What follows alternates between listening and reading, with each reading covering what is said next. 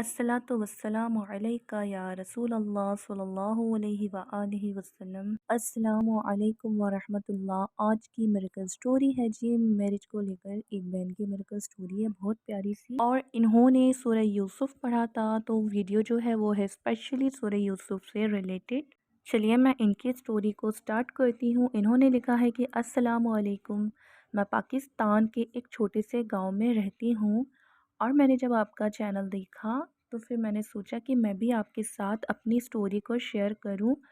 तो प्लीज़ आप मेरी स्टोरी जल्द से जल्द अपलोड कर दें। कुछ वक्त पहले की बात है, ज़्यादा वक्त नहीं, पिछले साल की ही बात है।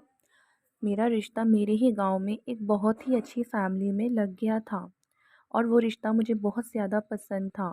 सबसे ज़्यादा खुशी तो इस बात की थी कि इस रिश्ते से मेरे अम्मी अब्बू बहुत ज़्यादा राज़ी थे। मेरी 3 बहनें हैं मुझसे बड़ी और तीनों की शादी काफ़ी अच्छी फैमिली में हो चुकी है। अब मेरे अम्मी अब्बू तो यही चाह रहे थे कि मेरी भी शादी किसी अच्छे घर में हो जाए। तो जी जहाँ मेरा रिश्ता फ़िक्स हुआ था वो बहुत अच्छी फैमिली थी और मैं बहुत ही ज़्यादा खुश थी कि अल्लाह ने मुझे इतना अच्छा रिश्ता अता फ़रमाया है।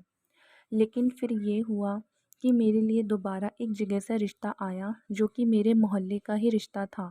लेकिन वो लड़का ठीक नहीं था। उसकी आदत की वजह से मेरे वालिद ने बहुत पहले ही रिश्ता मना कर चुके थे। लेकिन जब मेरा रिश्ता ऑलरेडी कहीं अच्छी जगह फ़िक्स हो गया था तो फिर से वो लोगों ने रिश्ता भिजवाया। तब मेरे अब्बू ने उनको सख्ती से मना कर दिया कि जब एक दफ़ा हम मना कर चुके हैं तो फिर आपने दोबारा क्यों रिश्ता भेजा। और मेरी बेटी की शादी ऑलरेडी फ़िक्स्ड है और हम लोग वहीं शादी करेंगे।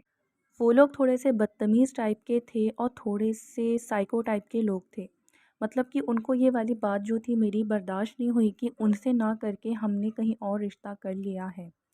बस मेरी एंगेजमेंट की तैयारियां हो गई थी। मेरे लिए काफ़ी अच्छी ड्रेस मेरे ससुराल वालों ने सिलेक्ट की हुई थी जो कि मुझे पहले ही उन लोगों ने दिखा दिया था। मैं बस इस इंतज़ार में थी कि कब मैं उसको पहनूं और एक प्यारी सी दुल्हन बन जाऊं। सगाई की सारी तैयारियां हो चुकी थी, लेकिन कुछ दिनों के बाद ये हुआ कि जहां मेरा रिश्ता लगा था उनकी अम्मी मेरे घर में आकर साफ इनकार कर गई कि हमें आपकी बेटी का रिश्ता नहीं चाहिए और ये सगाई हम नहीं कर रहे हैं। और अच्छा हुआ कि सगाई होने से पहले ही ये सगाई और रिश्ता ख़त्म हो गया, वरना हमारे लिए तो मुश्किल हो जाती। मेरे अब्बू ने जब पूछा और मेरी अम्मी ने जब पूछा कि एकदम अचानक से आपको क्या हो गया है कि आप इस रिश्ते के लिए इनकार कर रही हैं, सब तो अच्छा चल रहा था और हमारे घर से तो सगाई की सारी तैयारियां हो चुकी हैं। तो उनकी अम्मी ने साफ कहा कि जी नहीं, आपकी बेटी का ऑलरेडी कहीं रिश्ता लगा हुआ था और आप लोगों ने हमें बताया नहीं। क्या आप अपनी बेटी की 2 जगह शादी करवाएंगे? दरअसल बात ये थी कि जहाँ से हमारे अब्बू ने रिश्ते के लिए मना किया था और दोबारा उनको थोड़ा सा नाराज़गी की हालत में जवाब दिया था, तो वो उनको बर्दाश्त नहीं हुआ और उन लोगों ने मेरे ख़िलाफ़, जहाँ पर मेरा रिश्ता फ़िक्स्ड था, वहाँ बहका दिया। इस बात की काफ़ी फ़िक्र भी हुई मुझे कि आखिर ऐसा क्या हुआ, जबकि ये बात तो झूठ है और ये इनकी अम्मी क्यों आके इनकार कर रही है। मैं बहुत ज़्यादा रोने लग गई। मेरे अब्बू ने काफ़ी उनसे रिक्वेस्ट भी की मगर वो लोग नहीं माने और अपनी जो ये रिश्ता था वो साफ़ इनकार करके चले गए। मैं अपने अब्बू से यही बोली उस वक़्त कि अब्बू कोई बात नहीं, अल्लाह ताला जो करता है वो बेहतर करता है, आप फ़िक्र ना करें। हो सकता है कि मेरा रिश्ता यहाँ ना हो, अल्लाह ने इससे बेहतर मुझे नसीब में मेरे लिखा हो, मुझे इससे बेहतर अल्लाह ताला अता फ़रमाएगा। फिर हुआ कुछ यूँ कि मैं बहुत ही ज़्यादा डिप्रेशन में चली गई, बहुत ज़्यादा डिप्रेशन में। मतलब मेरे वालिदैन ने मुझे यहाँ बहुत ज़्यादा सपोर्ट किया, मेरे भाई-भाभी ने मेरा बहुत सपोर्ट किया, मेरी जो बाजी हैं, तीनों बाजियों ने मेरा काफ़ी सपोर्ट किया, काफ़ी समझाया और वो लोग हमेशा चाहते थे ना कि मेरा जो मन है वो बहल जाए, मतलब कैसे भी करके मैं जो हूँ वो सँभल जाऊँ, क्योंकि मैं काफ़ी डिप्रेशन में चली गई थी, क्योंकि वो रिश्ता मुझे बहुत ज़्यादा पसंद था और मुझे उनसे मोहब्बत भी हो गई थी, क्योंकि मुझे मालूम था कि ये मेरे शौहर बनेंगे। फिर उसके बाद मेरे घर वालों ने ये प्लानिंग की कि कुछ दिनों के लिए हम गांव से बाहर चले जाते हैं। फिर मेरी फैमिली वालों ने कहीं बाहर जाने का सोचा, फिर मेरी फूफो के घर पे मुझे वो लेकर गए। हम सब तकरीबन 5 से 6 महीने के लिए अपनी फूफो के घर चले गए और उनमें से मैं और मेरी छोटी जो बहन थी, हम दोनों ही फूफो के घर में तकरीबन 5-6 महीने के लिए रहे और बाकी मेरी फैमिली वाले वापस गाँव चले गए। उन्होंने मुझे इसलिए फुप्पो के पास छोड़ा क्योंकि फुप्पो कह रही थी कि बेटा तुम यहाँ रह लो थोड़े दिन, ताकि तुम्हारा जो डिप्रेशन है, जो चीज़ तुम भूल नहीं पा रही हो, उसे तुम भूल जाओगी। तो बस इसलिए मैं कुछ दिनों के लिए उनके घर पर रुक गई। वहाँ मैं जब रही तो काफ़ी हद तक मेरा डिप्रेशन कम हो गया और मेरी आदत हो गई नमाज़ पढ़ने की। क्योंकि मेरी जो फुप्पो है वो पाँचों वक्त की नमाज़ी हैं और उनके फैमिली में सारे लोग नमाज़ पढ़ते हैं। मेरी फुप्पो के घर के बाजू में जो पड़ोसी हैं वो बहुत ही अच्छे हैं, बिल्कुल फैमिली की तरह मेरी फुप्पो का और उनका रिलेशन रहा है। और उनको भी मेरे बारे में पता चला। हम यूँ ही उनके घर में शाम के वक़्त जब फ्री होते थे अपने सारे कामों से तो जाकर बैठ जाया करते थे। तो वो जो आंटी रहती थीं, उन्होंने फिर हमें बताया कि बेटा तुम जो है वो सूरह यूसुफ़ की तिलावत किया करो। मेरी भी बेटी का रिश्ता नहीं हो रहा था, तो उसको भी किसी ने बताया था कि तुम सूरह यूसुफ़ पढ़ो, अब उसका रिश्ता काफ़ी अच्छी जगह हो गया है, तो तुम क्यों नहीं सूरह यूसुफ़ को पढ़ती हो? तो मैंने सोचा कि अब तो मेरी नमाज़ की भी आदत हो गई है, एक काम करती हूँ कि मैं सूरह यूसुफ़ की तिलावत करना शुरू कर देती हूँ। उन्होंने जब मुझे ये बताया तो फिर मैंने सूरह यूसुफ़ को पढ़ना शुरू कर दिया।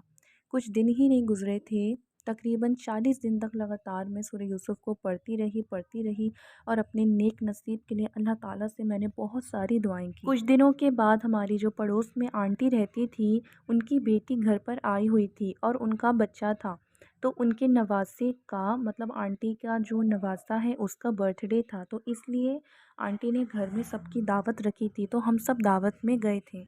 वहाँ पर काफ़ी मेहमान आए थे क्योंकि जो आंटी है उनकी बेटी का बच्चा था, उसका कुछ अकीक़ा वग़ैरह था। तो वहाँ पर दावत थी हम सब की, हम सब गए हुए थे। उनके भी रिश्तेदार आए थे ससुराल वालों की तरफ से और वो जो आंटी हैं वो मुझे बहुत ही ज़्यादा चाहती थी क्योंकि मैं हमेशा उनकी जाकर हेल्प किया करती थी काम में। तो वो मुझे अपनी बेटी की तरह मानती थी। तभी उन्होंने जो कुछ औरतें वहाँ बैठी थीं मेरे बारे में बताया कि मेरे लिए कोई अच्छा-सा अगर रिश्ता हो तो वो बताया जाए। हुआ कुछ यूँ फिर थोड़े ही दिनों के बाद तकरीबन 1 या 2 दिन के बाद उन्हीं आंटी में से एक आंटी वापस से मेरी फुप्पो के घर में आई और मेरी जो पड़ोस वाली आंटी थी वो उन्हें लेकर मेरे घर में आई और उन्होंने से मेरा रिश्ता मांग लिया और कहा कि हमें आपकी बेटी काफ़ी पसंद आई। पसंद तो हमें दावत में ही आ गई थी, लेकिन मैं कुछ बातों को क्लियर करना चाहती थी कि आप लोग कहाँ से हैं और ये किसकी बेटी है। तो बताया कि आप इसकी फुप्पो हैं।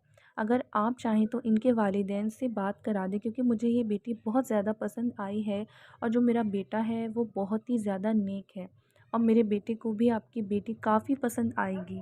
उसी वक़्त मेरी फुप्पो ने मेरे अब्बू को फ़ोन किया और अम्मी से बात की। तो मेरे अम्मी-अब्बू ने यही बोला कि अरे ये तो बेटी आपकी ही है, आप ही फ़ैसला ले लें। अगर मेरी बेटी को वो लड़का पसंद है या वो फ़ैमिली पसंद है तो आप ही बात को आगे बढ़ा दें। क्योंकि यहाँ से वहाँ तक आने के लिए हमें कुछ घंटों का सफ़र करना पड़ेगा। तो मेरी अम्मी ने ये डिसाइड किया कि उसी दिन मैं लड़के को देख लूँ और लड़का मुझे देख ले।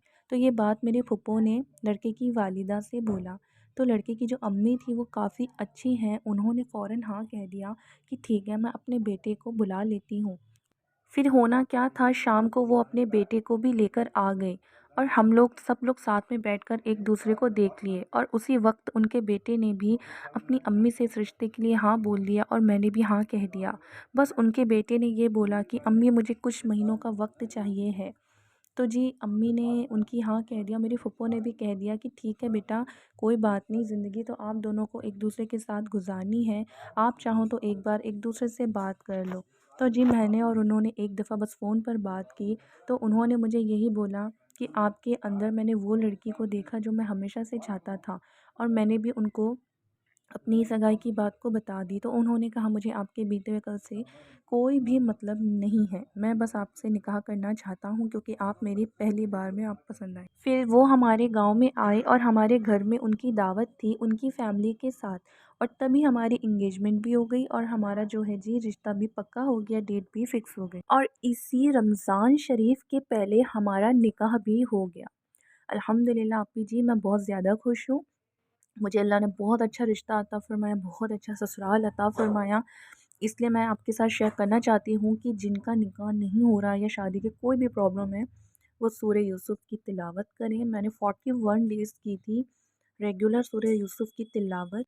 बस आप अपने खुसूसी अय्याम में छोड़ दें, मतलब जब आप पीरियड्स से हों तो आप कुरान तो नहीं छू सकते, ना कोई सूरत पढ़ सकते हैं। लेकिन जब आप पाक रहें तो आप सूरह यूसुफ को लगातार पढ़ते रहें। इंशाल्लाह आपके साथ भी मौजज़ा ज़रूर होगा। जब तक के लिए आप सब मुझे अपनी दुआ में याद रखें। अब मिलते हैं इंशाल्लाह नेक्स्ट वीडियो में।